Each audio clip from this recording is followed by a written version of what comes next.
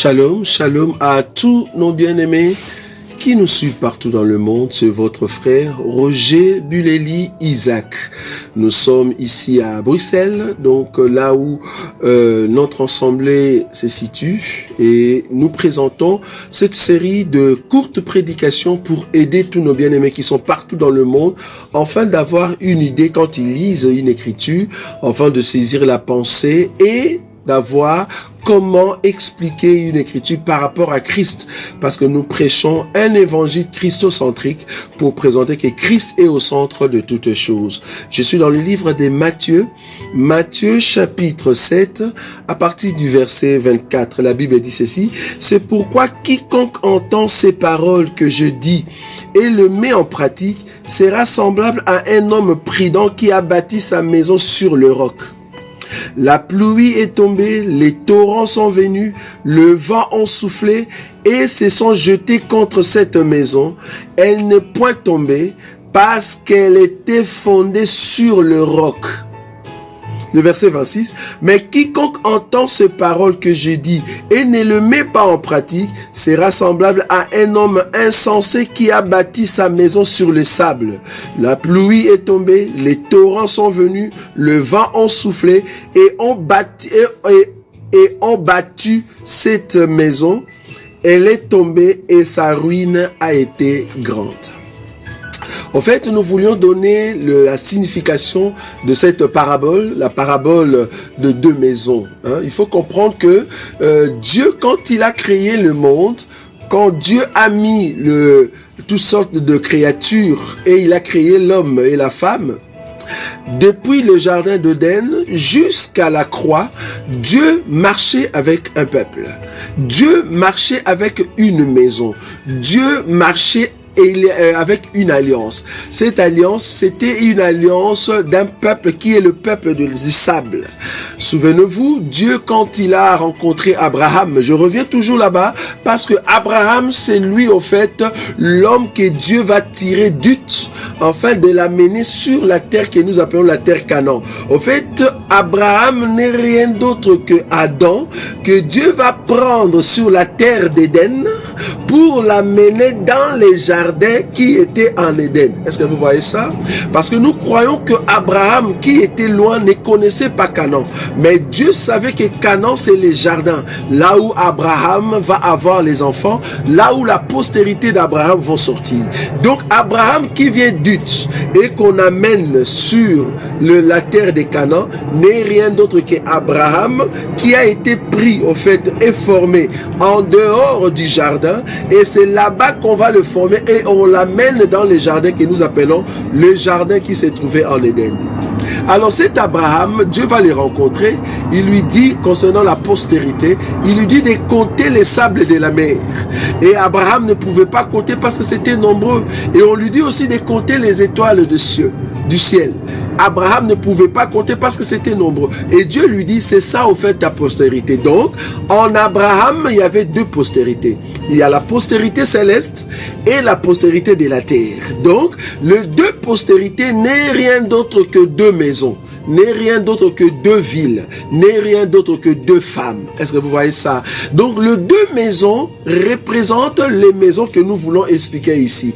Quand Jésus parlait de deux maisons, quand Jésus parlait sur cette parabole, il voulait nous montrer qu'il y a une maison qui a été formée sur le roc. C'est-à-dire, cette maison va prendre la parole de Jésus et va le mettre en pratique. Et cette maison a comme fondement le roc. Pourquoi je dis les rocs? Regardez 1 Corinthiens. 1 Corinthiens chapitre 10, qui est ces rocs?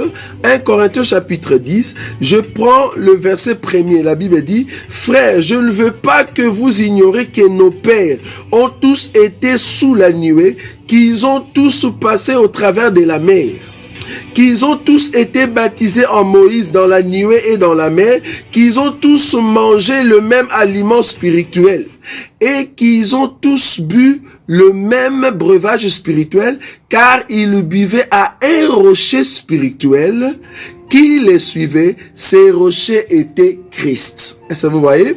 Donc nous croyons que la maison en question qui a été construite sur le roc et que le fondement était solide, et ce fondement a fait que quand il y a eu la pluie, il y a eu des torrents, il y a eu le vent, cette maison n'a pas bougé parce que c'est une maison qui a été fondée sur le roc. Pourquoi? Parce que c'est une maison qui, au fait, est constitué des hommes sages. C'est l'homme sage qui est l'architecte de cette maison. C'est lui qui a posé cette maison sur le roc, sur un fondement solide, et on appelle cette maison l'édifice des sages. Est-ce que vous voyez ça? Nous comprenons que l'édifice des sages, c'est l'édifice de ceux qui mettent en pratique la parole de Dieu, qui mettent en pratique la parole de Jésus. Donc, si vous prenez la parole de Jésus, vous le mettez en pratique, vous écoutez Jésus, vous donnez votre cœur à Jésus, vous êtes une maison qui est construite sur le roc. Même le vent, le mouvement de l'ennemi, même la persécution, même la souffrance, vous ne pouvez pas bouger. Pourquoi? Parce que vous êtes fondé sur un roc solide qui vous soutient.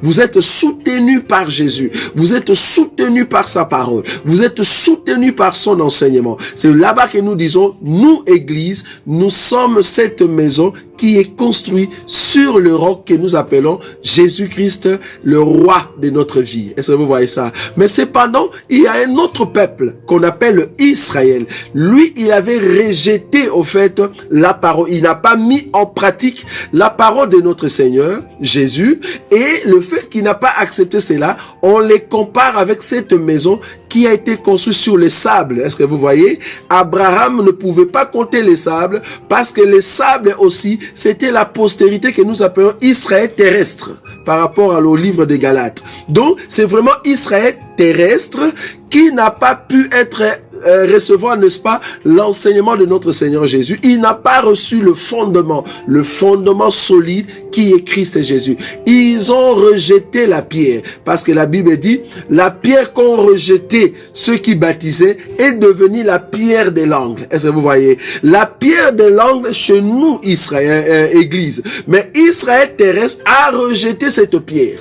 Ils ont rejeté, ils ne voulaient pas avoir leur soutien, leur appui sur le roc que nous appelons Jésus-Christ de Nazareth. Et c'est comme ça qu'ils n'ont pas de soutien, ils n'ont pas la force. Et quand le vent arrive, quand l'ennemi arrive, l'ennemi a commencé à arriver depuis le temps de Pharaon. L'ennemi a frappé au temps des Assyriens. L'ennemi a frappé au temps de Babylone. L'ennemi a frappé au temps des Mèdes et Perses. L'ennemi a frappé au temps des Romains, et l'ennemi frappera encore au temps de l'Antéchrist. Bien qu'il y a aussi l'ennemi qu'on appelle Grèce, gréco-latin, qui avait frappé Israël, mais cependant il y aura aussi Antéchrist qui va encore frapper Israël. Pourquoi?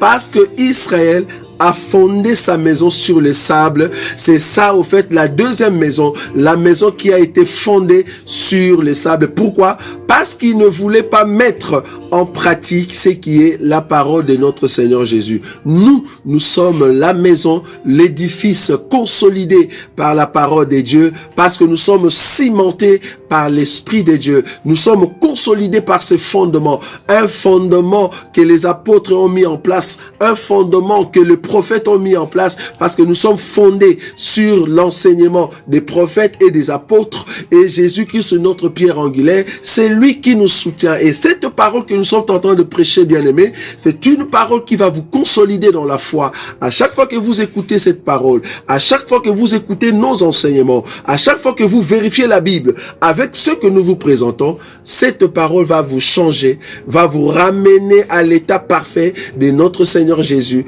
afin que vous soyez un homme heureux dans la présence de notre Seigneur, un homme qui craint Dieu, parce que vous êtes une maison, l'édifice qui a été fondé sur le roc. Le roc n'est rien d'autre que l'enseignement. Le roc n'est rien d'autre que la parole qui change les cœurs. Pas seulement la parole qui est au niveau de l'œuvre, pas seulement la parole qui est au niveau de la langue, mais une parole qui transforme l'intérieur.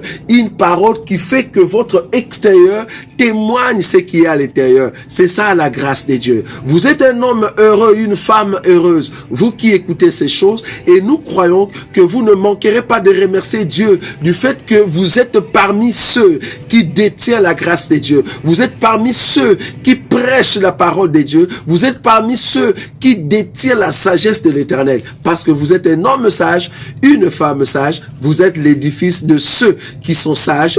Bientôt, Jésus viendra pour nous amener au ciel.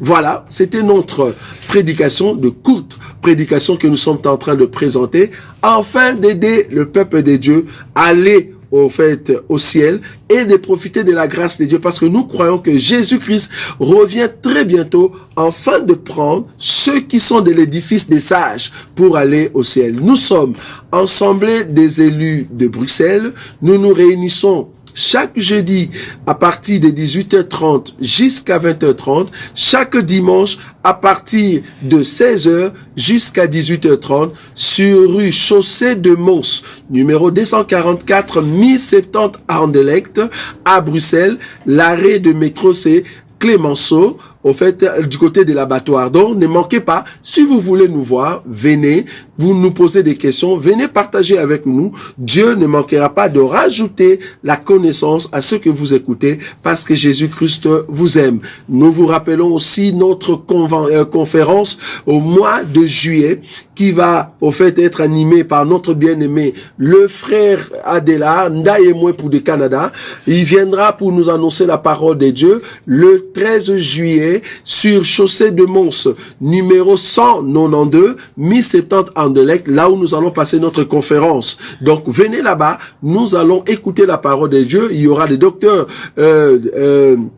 Adela Ndaye Moué et moi-même, nous allons présenter la parole de Dieu. N'oubliez pas aussi ceux qui sont à Paris, ceux qui sont à Londres. Il y a en tout cas de dates que nous sommes en train de donner. Par exemple, la première semaine du mois de juillet, nous serons à Londres. En tout cas, l'église de ces assemblées de saints qui se trouve tout près des Christ Cross, et nous donnerons l'adresse prochainement, là où il y a le pasteur Josué. Nous serons là-bas la semaine du 5, le week-end, du 5 et 6 juillet. Nous serons là-bas pour partager la parole de Dieu. Et le deuxième week-end du mois d'août, nous sommes à Paris, rue avenue de Paris, numéro 264, Villeneuve-Saint-Georges, là où nous allons animer encore une conférence avec les docteurs Adela Ndaye Moué et moi-même, et nous allons prêcher la parole de Dieu.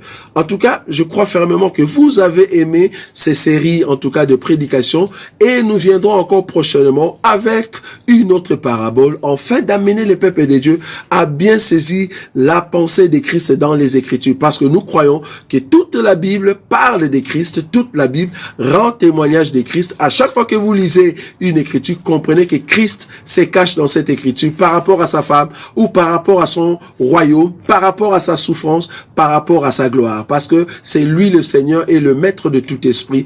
Que Dieu vous bénisse et nous vous saluons au nom de notre Seigneur Jésus. Merci beaucoup.